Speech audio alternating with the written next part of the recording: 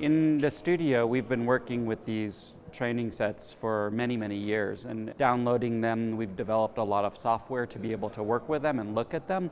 They can be very difficult to look at because if you are handed a collection of 14 million images and a bunch of metadata, what are you going to do with that?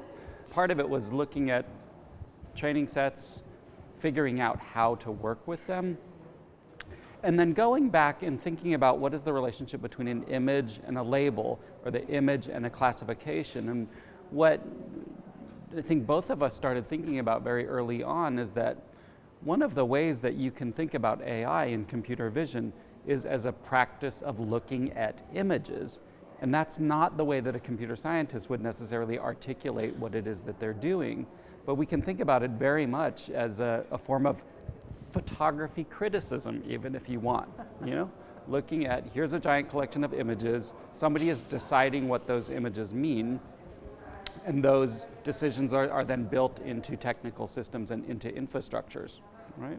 And that can be things like gestures, or people's gender or race or objects, all the way through much more physiognomical and phrenological approaches to it, is about trying to discern somebody's character by looking at it.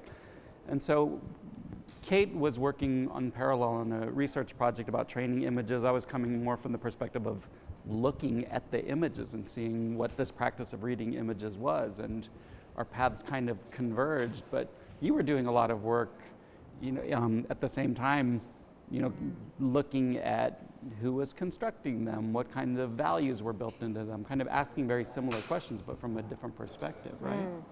Yeah, I think in this sense, Trevor and I have different disciplinary orientations, but we really centered on the same set of questions by really working with the materiality of training sets. And I think it's been very interesting because in Trevor's practice, he was, really working with images in order to create new images. So the hallucination series I'm thinking of.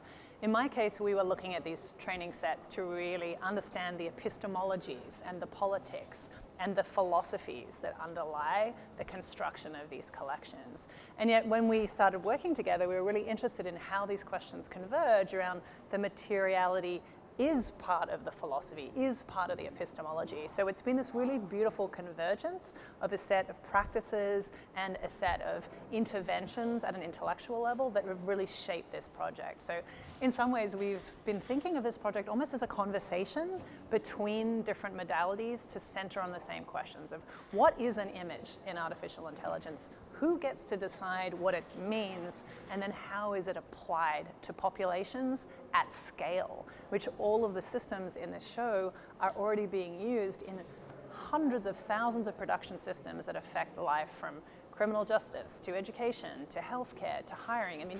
These are the infrastructures of our time.